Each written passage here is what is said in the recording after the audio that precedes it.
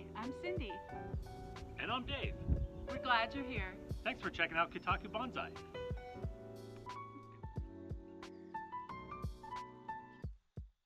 So I read this book by William L. Douglas that he and his wife drove from Bombay to Paris in an old Chevrolet station wagon.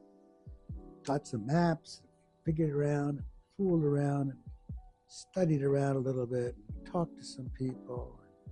Some people said you can't do it, and other people said, oh wow, you could do that, that would be fun. You could take that and you could drive from it, and you could. We said, well, could we? And so basically we said, okay, we could probably drive.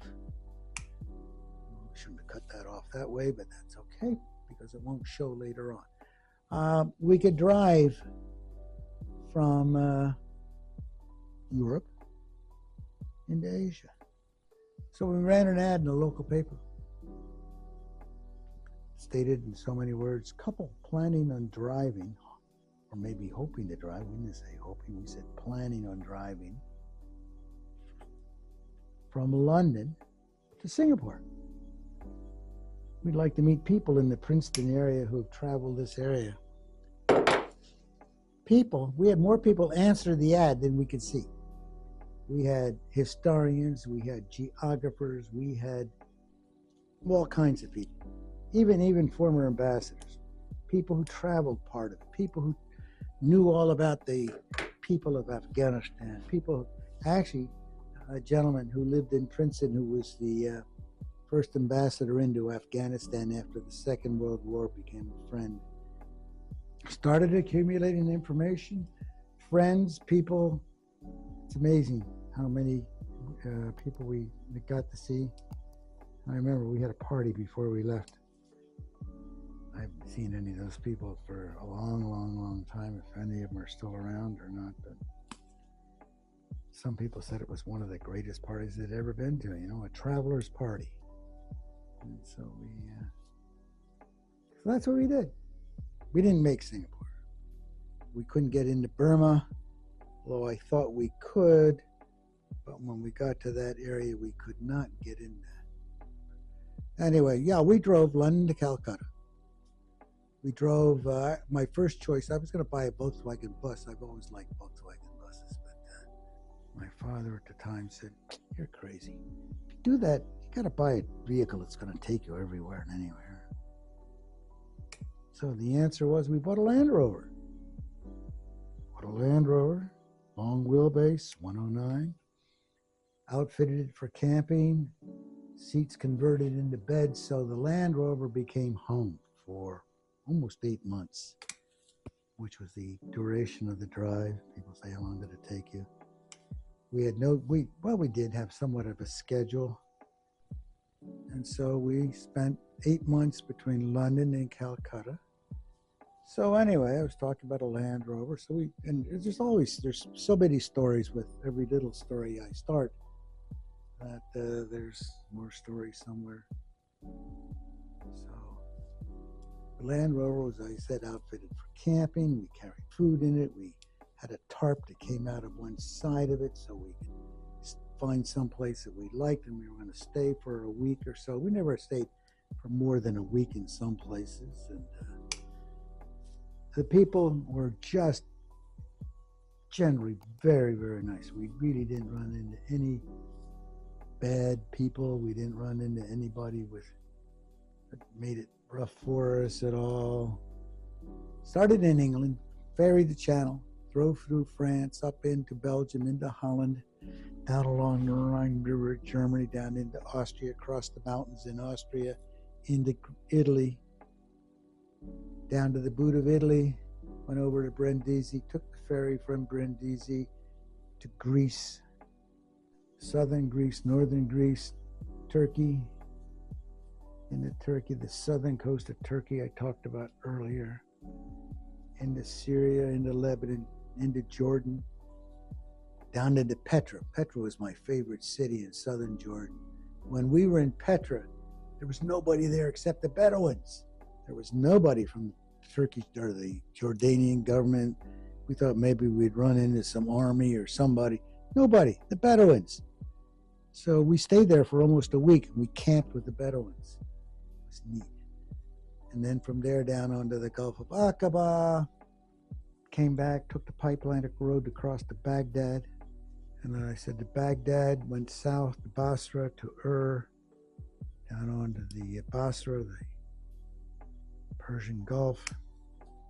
Anyway, went into Iran, from Iran down along the Persian Gulf, and finally got some roads that were going to take us north through Shiraz and Isfahan, up into Persepolis, the ruins, and then from there to Tehran over the mountains to the Caspian Sea, and followed the Caspian Sea east into eastern Iran and Meshed, and finally into Afghanistan. We spent almost a month in Afghanistan. They wouldn't let me take the roads I wanted initially. I wanted to go up through Mazar Sharif in Afghanistan, but they wouldn't let me take those. The army would not let me take the northern roads. Up in here, I find a praying mantis cocoon. I don't know whether you can see that up in there. There's a praying mantis cocoon up in there, and I'm going to let that on the tree. I like the praying mantises when they come out, and they'll eat the insects that are on the tree and take care of some of that. So anyway, going through Afghanistan, we had to take the southern route, which took us, we started in Herat to Kandahar, finally to Kabul. In Kabul, we were there. We met some wonderful Afghans. We're house guests to some Afghans and stayed with them. So I said we were there for almost a month, I can't remember how long. And then went into the interior of the country, Bamiyan, Bandamir. Bamiyan is where the big statue that the Taliban blew up. Remember that big statue? I climbed that statue. There were all Buddhist caves and little places where the Buddhist monks would stay in the mountainside. It was neat. And Bandamir, the lakes, the hanging lakes, just incredible, just incredible. Through the Khyber Pass, into Pakistan, up into the valley of Swat, almost up to the end of the drivable roads, and then to down into Lahore, Kim's Gun. I did a lot of reading of Kipling and liked some of the things that went on there. And finally into India, and just the northern tier of India, and into Nepal. Drove into Nepal. The Indian government had built bridges but no roads. So beautiful for the Land Rover. We had a way of getting through. Finally, along the southern tier, Benares, and God, it's again, I have to look at the maps to remember the names of the towns. Finally to Calcutta. Calcutta, we started working about could we go to continue on the rest of the way of our trip. And that's when we really found out that getting on to Singapore was really an impossibility and would never happen. So in Calcutta, again, there's long stories. I could spend all day just talking about my long stories, but we shipped the Land Rover from Calcutta to Philadelphia.